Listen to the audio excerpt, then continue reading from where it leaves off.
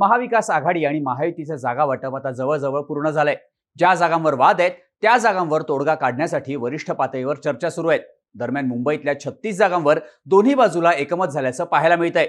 महायुतीच्या मुंबईतला 22-11-3 असा जागा वाटपाचा फॉर्म्युला समोर आला होता, पण आता मुंबईच्या जागा वाटपाचा नवीन फॉर्म्युला समोर आलाय। मुंबईत भाजप 17 किंवा 18, शिंदेची शिवसेना 15 ते 16, तर अजित पवार गटाला 2 ते 3 जागा मिळण्याची शक्यता वर्तवली जाते। त्यामुळे शिवसेनेचा बालेकिल्ला राहिलेल्या मुंबईत भाजप शिंदेंना बरोबरीत जागा सोडत असल्याचं पाहायला मिळतंय। महायुतीचं मुंबईतल्या जागा वाटप नक्की कसं असणार, कोणत्या पक्षाच्या वाट्याला किती आणि कोणत्या जागा येऊ शकतात, समजून घेऊया त्या व्हिडिओमधून। नमस्कार, मी शार्दूल आणि तुम्ही बघताय बोल भिडू। मुंबईत विधानसभेच्या एकूण 36 जागा आहेत। 2019चा विचार केला तर मुंबई शिवसेना भाजप युतीमध्ये भाजपनं 17 तर शिवसेनेनं 19 जागा लढवल्या होत्या। त्यात भाजपनं 16 तर शिवसेनेनं 14 जागांवर विजय मिळवला।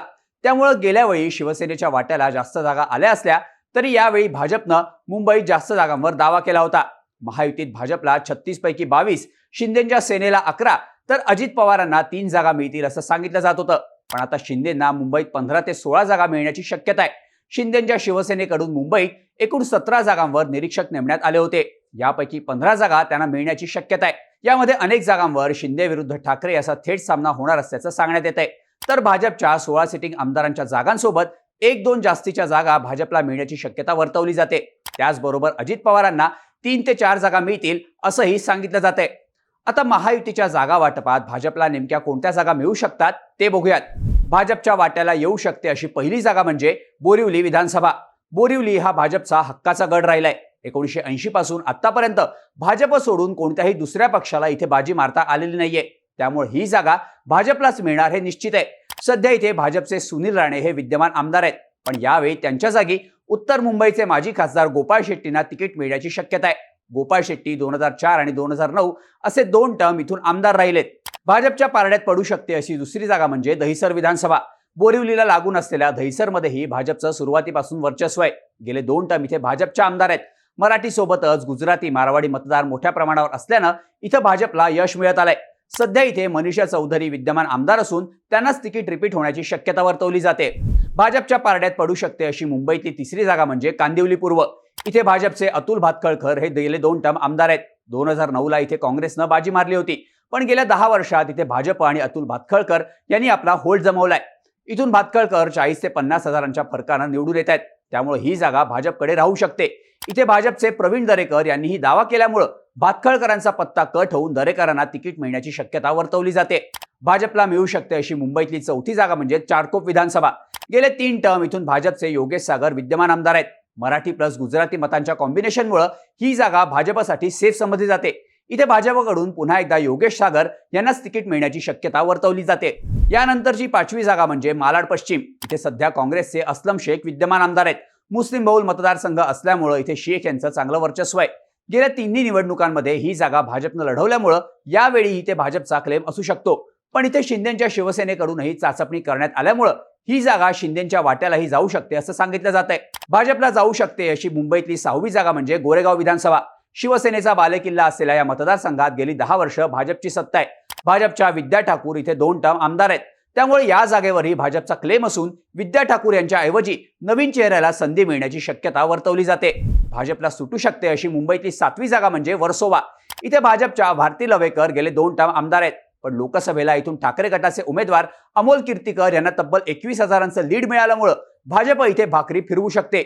लवेकर यांच्या जागी भाजपकडून उत्तर भारतीय चेहरा म्हणून संजय उपाध्याय यांना संधी मिळू शकते। भाजपला सुटू शकते अशी मुंबईतली 8वी जागा म्हणजे अंधेरी पश्चिम।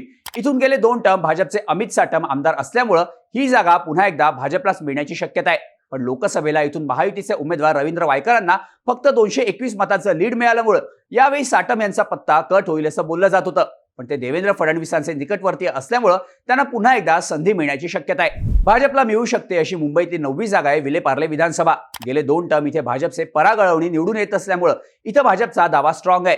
या मतदारसंघातून लोकसभेला भाजपचे उत्तर मध्यचे उमेदवार उज्ज्वल निकम यांना सर्वाधिक 51,000 मतांचं लीड मिळालं होतं। त्यामुळे भाजपकडून इथून पुन्हा एकदा अळवडी यांचं तिकीट रिपीट होईल असं बोललं जातंय. भाजपला मिळू शकते अशी मुंबईतली 10वी जागा म्हणजे घाटकोपर पश्चिम. 2009ला मनसेकडून तर गेले 2 टर्म भाजपकडून इथे राम कदम आमदार आहेत. पण कदमांच्या विरोधात नाराजी असल्याचं बोललं जात असल्यानं भाजप इथून माजी खासदार मनोज कोटक यांच्या नावाचा विचार करत असल्याचं समजतं. तसंच ही जागा भाजप शिंदेंना सोडून त्या बदल्यात भांडूपची जागा मागू शकते अशाही चर्चा आहेत. भाजपला मिळू शकते अशी मुंबईतली 11वी जागा म्हणजे घाटकोपर पूर्व. गेले 3 टर्म इथून भाजपचे आमदार निवडून येत असल्यामुळे आताही ही जागा भाजपलाच मिळणार असल्याचं बोललं जात आहे. सध्या इथे भाजपचे पराग शहा विद्यमान आमदार असून त्यांनाच पुन्हा एकदा तिकीट मिळण्याची शक्यता आहे. भाजपला मिळू शकते अशी मुंबईतली 12वी जागा म्हणजे वांद्रे पश्चिम. मुंबई भाजप अध्यक्ष आशिष शेलार हे गेले 2 टर्म इथून आमदार आहेत. शेलारांचं मतदारसंघात चांगलं वर्चस्व असल्यामुळं इथून भाजपकडून त्यांनाच पुन्हा एकदा संधी मिळण्याची शक्यता आहे. पण मुस्लिम समाज महायुतीच्या विरोधात गेल्यामुळं इथे शेलार यांच्यासाठी ही निवडणूक टफ असल्याचं सांगितलं जात आहे. भाजपला मिळू शकते अशी मुंबईतली 13वी जागा म्हणजे सायन कोळीवाडा. गेले 2 टर्म इथे भाजपचे तमिळ सेल्वन विद्यमान आमदार आहेत. पण यावेळी त्यांचा पत्ता कट होण्याची शक्यता वर्तवली जाते. या मतदारसंघातून लोकसभेला ठाकरे गटाचे उमेदवार अनिल देसाई यांना 10,000चं लीड मिळाल्यामुळं इथे माजी नगरसेविका राजेश्री शिरवाडकर यांच्या नावाची भाजपकडून चर्चा होते. भाजपला मिळू शकते अशी 14वी जागा म्हणजे वडाळा विधानसभा. काँग्रेसमधून 2 वेळा निवडून आलेले कालिदास कोळंबकर 2019ला भाजपवासी झाल्यानं सध्या ही जागा भाजपकडे. इथून पुन्हा एकदा कालिदास कोळंबकर यांना तिकीट मिळू शकतं. 1990 ते 2004 पर्यंत शिवसेनेकडून तर 2004 ते 2014 काँग्रेसकडून आणि 2019 मध्ये भाजपकडून असे एकूण 8 वेळा कोळंबकर इथून आमदार झालेत. पण यावेळी त्यांच्यासाठी निवडणूक अवघड असल्याचं सांगितलं जात आहे. दलित आणि मुस्लिम मतदार भाजपच्या विरोधात असल्यानं त्याचा फटका कोळंबकर यांना बसण्याची शक्यता वर्तवली जाते. भाजपला मिळू शकते अशी मुंबईतली 15वी जागा म्हणजे मलबार हिल. भाजपच्या मंगलप्रभात लोढा यांचं या मतदारसंघात एकहाती वर्चस्व आहे. गेले 3 टर्म ते इथून आमदार आहेत. इथला मतदार हा भाजपचा मतदार असल्याचं सांगितलं जातं. त्यामुळे भाजपकडून इथे पुन्हा एकदा लोढा यांच्याच नावावर शिक्कामोर्तब होण्याची शक्यता वर्तवली जाते. मुंबईत भाजपला मिळू शकते अशी 16वी जागा म्हणजे कुलाबा विधानसभा. काँग्रेसच्या बालेकिल्ल्याला 2014 मध्ये भाजपनं सुरुंग लावला. इथे गेले 2 टर्म भाजपचे आमदार निवडून येत आहेत. इथला एलिट वर्ग गेले 2 टर्म भाजपला साथ देतोय. सध्या विधानसभा अध्यक्ष राहुल नार्वेकर हे इथले विद्यमान आमदार असून त्यांना पुन्हा एकदा संधी मिळण्याची शक्यता आहे. मुंबईत भाजपला मिळू शकते अशी 17वी जागा म्हणजे मुलुंड विधानसभा. मुलुंड विधानसभा मतदारसंघ हा भाजपचा गड राहिलाय. इथे 2019ला भाजपचे मिहीर कोटेच्या आमदार असून त्यांनाच पुन्हा एकदा तिकीट मिळण्याची शक्यता आहे. मराठीनंतर गुजराती भाषिकांची संख्या जास्त असल्यामुळे इथे गेली 35 वर्ष भाजपकडून मराठी उमेदवार देण्यात आलेला नाही.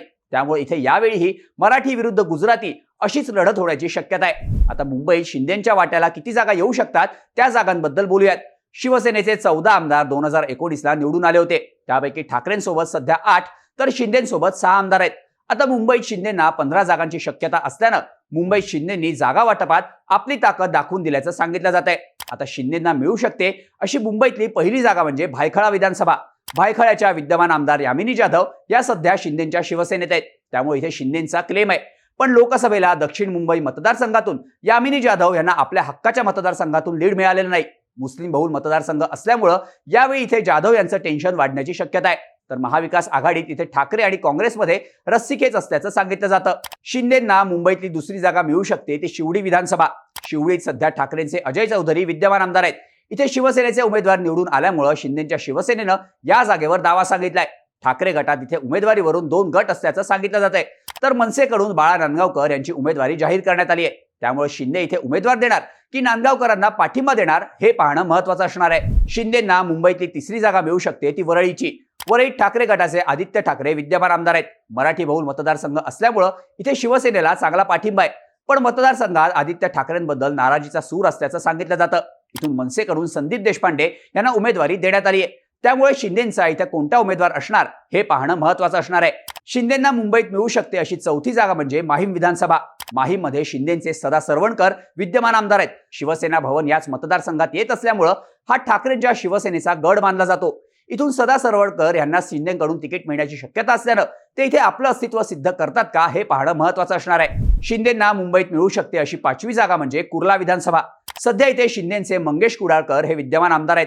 कुडाळकर गेले 2 टर्म इथे आमदार असल्यामुळं मतदारसंघात त्यांची चांगली ताकद असल्याचं सांगितलं जातं. पण एससी राखीव मतदारसंघ असल्यामुळं इथला दलित मतदार महाविकास आघाडीकडे झुकल्याचं लोकसभेला दिसून आलं. इथून काँग्रेसच्या उमेदवार वर्षा गायकवाड यांना लीड मिळाल्यामुळं हा मतदारसंघ कुडाळकर यांच्यासाठी कठीण असल्याचं बोललं जात आहे. शिंदेंना मिळू शकते अशी 6वी जागा म्हणजे भांडूप पश्चिम विधानसभा. सध्या इथे ठाकरेंचे रमेश कोरगावकर विद्यमान आमदार आहेत. ठाकरेंच्या शिवसेनेची स्थिती इथे भक्कम मानली जाते. पण मनसेने उमेदवार दिला तर तिरंगी लढत होण्याची शक्यता आहे. या जागेवर शिंदेच्या शिवसेनेचा दावा असून माजी आमदार अशोक पाटील आणि मनसेतून आलेले शिशिर शिंदे यांची नावं शिंदे गटाकडून चर्चेत आहेत. शिंदेंना सुटू शकते अशी मुंबईतली 7वी जागा म्हणजे चांदिवली विधानसभा. चांदिवलीत दिलीप लांडे हे शिंदेचे विद्यमान आमदार असून या जागेवर शिंदेकडून क्लेम करण्यात आलाय. 2019ला वंचितनं मुस्लिम उमेदवार दिल्यामुळे काँग्रेसचे नसीम खान यांचा इथून पराभव झाला होता. यावेळी महाविकास आघाडीत ही जागा काँग्रेसला सुटण्याची शक्यता असून नसीम खान लांडेंसमोर कडवं आव्हान उभं करतील असं म्हटलं जात आहे. शिंदेंना मिळू शकते अशी मुंबईतली पुढची जागा म्हणजे कलिना विधानसभा. इथे सध्या ठाकरेंचे संजय पोतनीस विद्यमान आमदार आहेत. गेले 2 टर्म इथे शिवसेनेचे उमेदवार निवडून येत असल्यामुळे ही जागा शिंदेंना मिळण्याची शक्यता आहे. इथे भाजपकडूनही दावा करण्यात आल्यामुळे ही जागा मिळवण्यात शिंदे यशस्वी होणार का हे पाहणं महत्त्वाचं असणार आहे. मुंबईत शिंदेंना मिळू शकते अशी 9वी जागा म्हणजे विक्रोळी विधानसभा. विक्रोळीत ठाकरेंचे सुनील राऊत हे विद्यमान आमदार असून इथे त्यांची स्थिती भक्कम समजली जाते. शिंदेंनी दावा सांगितला असला तरी सध्या इथे शिंदेकडे तगडा उमेदवार नसल्याचं सांगितलं जातं. पण मनसेकडून 2009ला निवडून आलेले मंगेश सांगळे सध्या भाजपमध्ये असून त्यांना शिंदे गटाकडून उमेदवारी मिळण्याची शक्यता आहे. मुंबईत शिंदेंना मिळू शकते अशी 10वी जागा म्हणजे जोगेश्वरी पूर्व. इथे शिंदे गटाकडून खासदार झालेले रवींद्र वायकर आमदार होते. त्यामुळे इथून त्यांच्या पत्नी मनीषा वायकर यांना शिंदे गटाकडून उमेदवारी मिळण्याची शक्यता आहे. इथे वायकरांची चांगली ताकद असली तरी लोकसभेला त्यांना आपल्या हक्काच्या मतदारसंघातून मोठं लीड घेता आलेलं नाही. त्यामुळे इथे शिंदेच्या शिवसेनेचं टेन्शन वाढू शकतं असं सांगितलं जातं. मुंबईत शिंदेंना मिळू शकते अशी 11वी जागा म्हणजे चेंबूर.